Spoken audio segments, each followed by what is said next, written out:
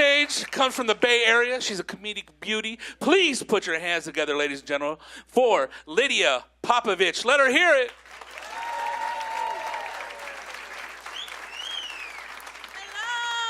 Hello.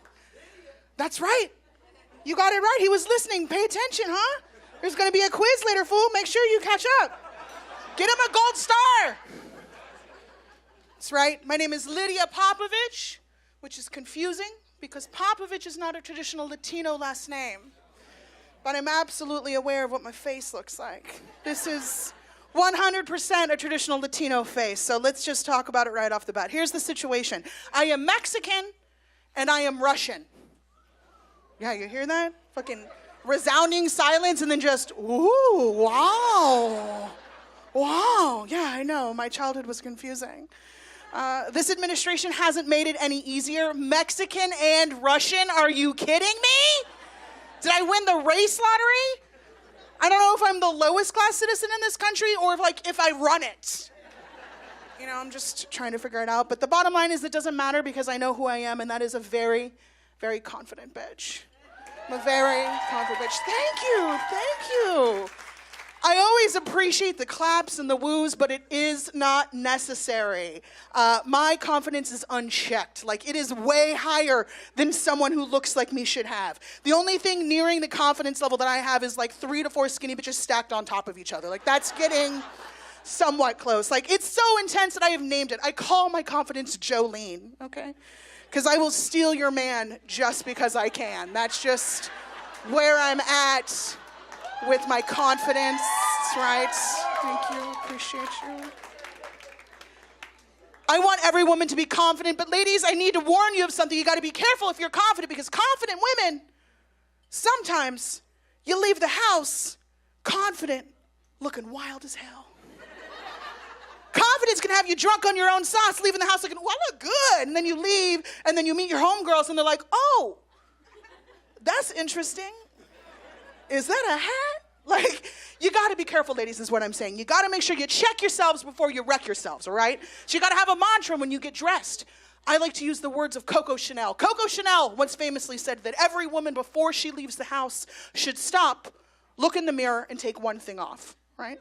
And that's to make sure that you're not over-accessorizing. You're not doing too much. I'm Mexican and Russian. I do too much, okay?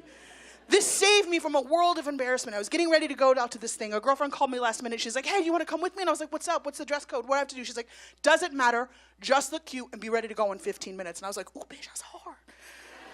You know? But then I remembered my red dress. My red dress is my go-to red dress. Now, every woman in this room, if she knows what's up, has an outfit in her closet right now, waiting for someone to call her and tell her she has 15 minutes to look cute.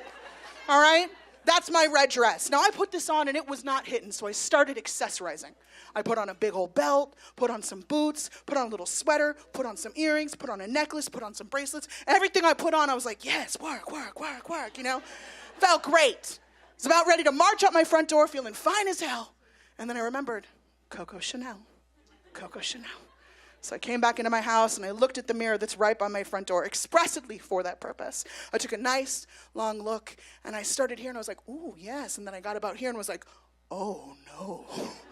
I looked at myself and I had to realize, oh, girl, you look just like Santa.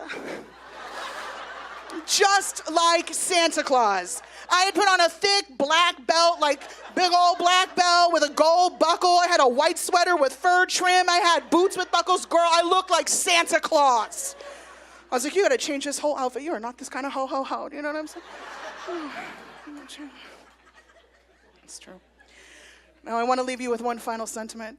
I'm a Mexican-American person, which means I feel very safe in a cholo bar.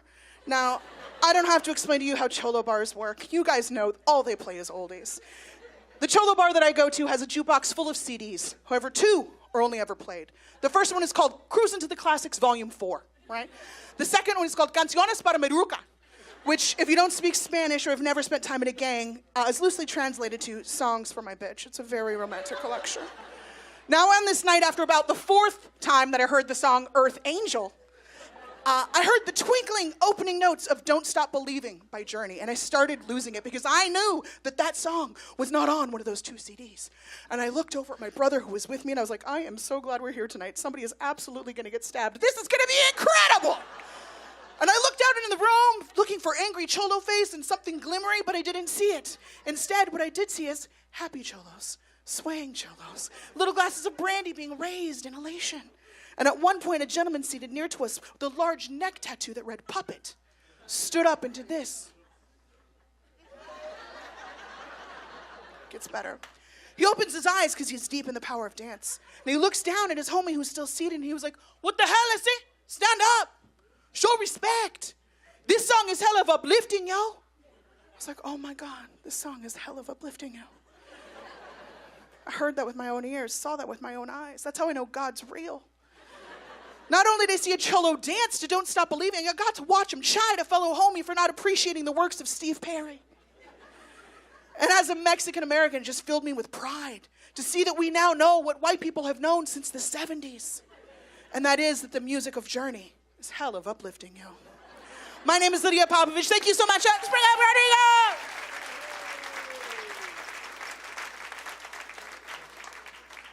One more round of applause for Lydia Popovich. Let her hear it.